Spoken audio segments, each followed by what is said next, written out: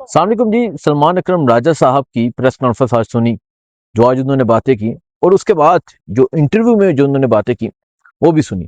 کچھ باتیں میں آپ کو بتا دیتا ہوں ڈیٹیل میں، آپ جا کے دیکھ سکتے ہیں کہ کیا کیا باتیں انہوں نے کی ہیں۔ تقریباً 8 منٹ پریس کانفرنس تھی، تقریباً 8 منٹ انٹرویو تھا جس میں انہوں نے تمام باتیں کی۔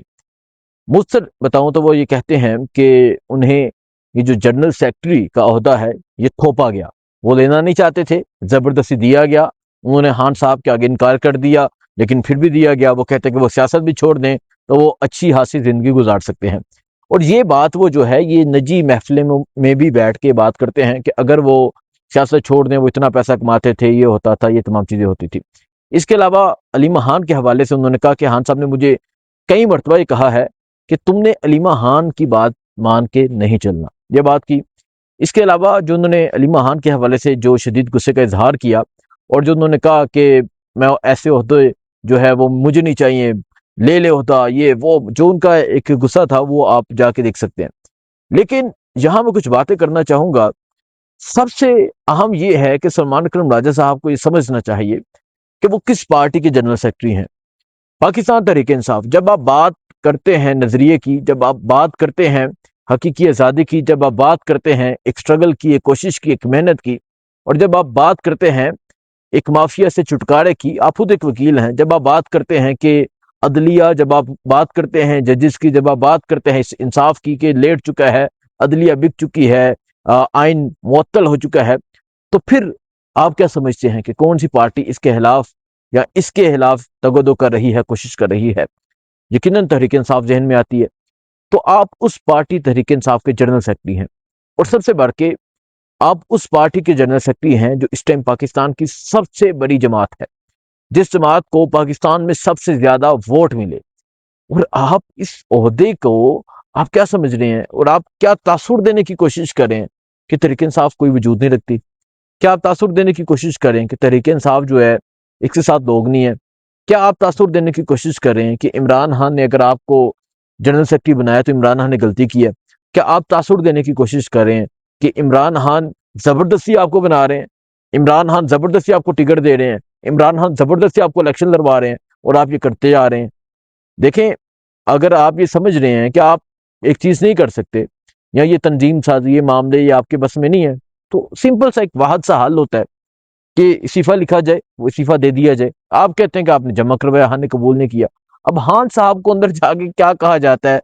اب اندر والے جا کے اگر یہ کہتے ہیں، لیٹ سپوز میں اگر بات کروں، اگر جا کے کہتے ہیں کہ دیکھیں جی اس کے خلاف سازش ہو رہی ہے، اس نے استعفیٰ دے دیا، تو خان نے یقیناً نہیں قبول کرنا ہوگا، کیونکہ آپ کے خلاف سازش تمام قوم جانتی ہے کس نے کی۔ آپ کے خلاف جو باتیں کس نے کی؟ شرف المروت نے کی، اور شرف المروت آپ کے خلاف باتیں کرتا رہا، تو عمران خان نے اس کو پارٹی سے نکالنے کا حکم دیا تھا۔ آج تک کسی نے بھی سلمان اکرم راجہ کے خلاف باتیں نہیں کی تھی، سلمان اکرم راجہ کو ٹارگٹ نہیں کیا تھا، تو عمران خان کے پاس تو رپورٹ ایسے ہی جاتی ہوگی۔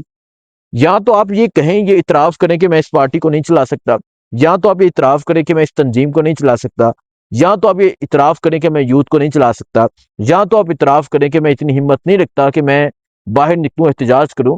مجھے اس پارٹی کے ہی ایک رہنما، ایک ایم این اے بتا رہے تھے کہ احتجاج تھا ہائی کورٹ کے باہر، تب دفعہ 144 لگائی تھی، اور انہوں نے کوئی کہا تھا کہ ہم اتنے سال سزا دے دیں گے اگر احتجاج کیا، یہ چیز کی۔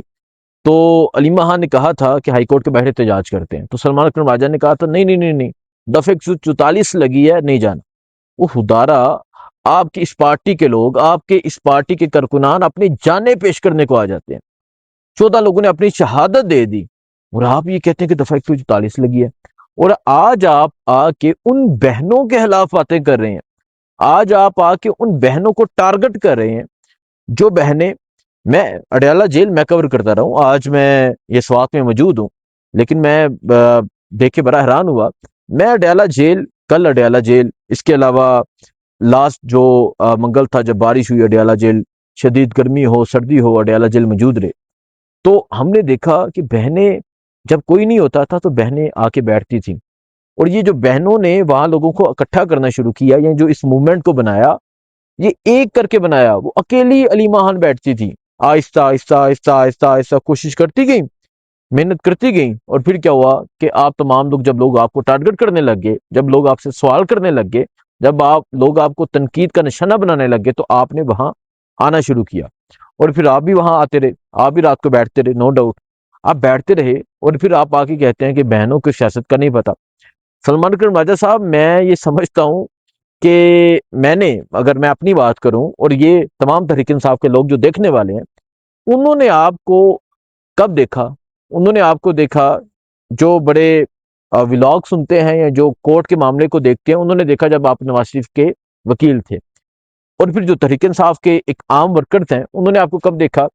جب اس پارٹی کے جنرل سیکرٹری بنے۔ اس سے پہلے آپ کو کوئی نہیں جانتا تھا، لیکن اب 2014 کے دھرنے والے کارکنان سے پوچھیں کہ علیمہ خان کہاں موجود ہوتی تھی، وہ آپ کو بتائیں گے کہ علیمہ خان کہاں موجود ہوتی تھی۔ وہ آپ کو بتائیں گے کہ علیمہ خان دھرنے میں آتی تھیں۔ وہ آپ کو بتائیں گے کہ علیمہ خان مجھے ایک دن بتا رہی تھی کہ آئی تھنک 19 مجھے اب نہیں یاد کہ کون سی بات ہے، مطلب 2000 سے پہلے کی میں بات کر رہا ہوں۔ علیمہ خان بتا رہی تھی کہ تب ایک دفعہ ہم نے شیلنگ کھائی تھی، ہم تب کی مزاحمت کرتی ہیں، ٹھیک ہے؟ تو آپ کہہ رہے ہیں کہ خان نے کہا ہے کہ اس کی مان کے نہیں چلنا، سو اس پہ آ کے اگر ان سے کہے کلیریفیکیشن دیں تو یہ کہتے ہیں کہ ہم استعفیٰ دے دیتے ہیں، ہم ریزائن کر دیتے ہیں۔ تو دیکھیں جی، سب سے پہلے تو یہ سوچنا چاہیے، سمجھنا چاہیے، یہ پارٹی ایک تنظیمی پارٹی ہے، ایک تنظیم ہے، یوتھ ونگ ہے، کسان ونگ ہے، انصاف ونگ ہے، لیبر ونگ ہے، آئی ایس ایف ہے، اور بہت سے اس میں ونگز ہیں۔ تو یہ کس کو دینی چاہیے؟ یہ اس جنرل سیکرٹری کا عہدہ بہت بڑا عہدہ ہے، کہ اس انسان کے پاس ہونا چاہیے جو ان چیزوں کو سمجھے۔ راجہ صاحب ایک وکیل ہیں، اچھے وکیل ہو سکتے ہیں، لیکن ایک اچھے سیاست دان یا اچھے ایک پارٹی کو منظم طور پہ چلانے والے نہیں ہو سکتے۔ سواج یہ جو باتیں کی بڑی ایک دکھ والی باتیں تھیں، اور یقیناً قابل افسوس باتیں کہ ایک پارٹی کا جنرل سیکرٹری اپنے ہی لیڈر کی بہن کے لیے اس طرح کی باتیں کر رہا ہے۔ یہ بات، اور اس سوال ہے کہ ایک پارٹی کا جنرل سیکرٹری اپنے ہی لیڈر کی بہن کے لیے اس طرح کی باتیں کر رہا ہے، یہ بات، اور اس حوالے سے سوشل میڈیا پہ بھی کافی جو رد عمل ہے وہ سامنے آ رہا ہے۔ دوسرا بات کرتا ہوں خیبر پختونخوا کی، کیونکہ اس میں خیبر پختونخوا میں موجود ہوں۔ دیکھیں، یہ جو مین ایشو شروع ہوا، کل علیمہ خان نے کہا کہ ان کے رابطے ہیں، کل علیمہ خان نے باتیں کی، اور یہ جو جلسہ ہے، جو مردان میں جلسہ ہے، یہ پاکستان تحریک انصاف کی طرف سے آفیشلی ایک جلسہ اناؤنس کیا گیا ہے، اور یہ بیرسٹر سلمان صفدر پیغام لے کر آئے۔ سلمان صفدر صاحب یہ پیغام لے کر آئے کہ یہ عمران خان نے کہا ہے کہ خیبر پختونخوا میں ایک جلسہ ہونا چاہیے، ایک مرکزی جلسہ ہونا چاہیے، جس سے ملک بھر میں لوگ شرکت کریں، اور ایک تاریخ ساز جلسہ ہونا چاہیے، دن کی روشنی میں ہونا چاہیے، جس میں لوگوں کو بتایا جائے کہ لوگ کتنے کھڑے ہیں، لوگ کتنا عمران خان کا ساتھ دے رہے ہیں۔ تو اب یہ جو جلسہ ہے یہ مردان میں ہونے جا رہا ہے، اس حوالے سے جو تیاریاں ہیں وہ زور و شور سے جاری ہیں، تیاریاں کی جا رہی ہیں۔ خیبر پختونخوا میں تمام جو آئی ایس ایف ہے، انصاف یوتھ ونگ ہے، تمام جو ایم پی ایز ہیں، ایم این ایز ہیں، تمام لوگوں کو یہ کہہ دیا گیا ہے کہ آپ لوگوں نے آنا ہے، ریلیوں کی صورت میں آنا ہے، اور آپ لوگوں نے ایک بھرپور طریقے سے اس جلسے میں شرکت کرنی ہے۔ اور آج وزیر اعلیٰ سہیل افریدی نے آج جو نارتھ ریجن ہے ان کے ساتھ بھی ایک میٹنگ کی ہے۔ نارتھ ریجن کی بات کریں تو جس میں اٹک آ جاتا ہے، ضلع چکوال آ جاتا ہے، تلکنگ آ جاتا ہے، اس کے علاوہ پنڈی آ جاتا ہے، مری آ جاتا ہے، اس کے علاوہ جہلم آ جاتا ہے، یہ تمام میاں والی آ جاتا ہے، خوشاب، یہ تمام علاقے، سرگودا آ جاتا ہے۔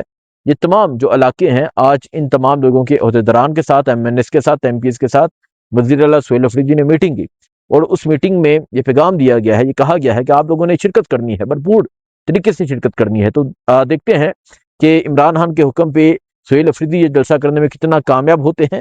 لیکن خیبر پختونخوا میں جب آیا تو خیبر پختونخوا کے لوگ جو ہیں وہ اس جلسے کے حوالے سے بھی بڑے پر امید ہیں، اور یہ جذبہ رکھتے ہیں کہ وہ اس جلسے میں بھرپور شرکت کریں گے۔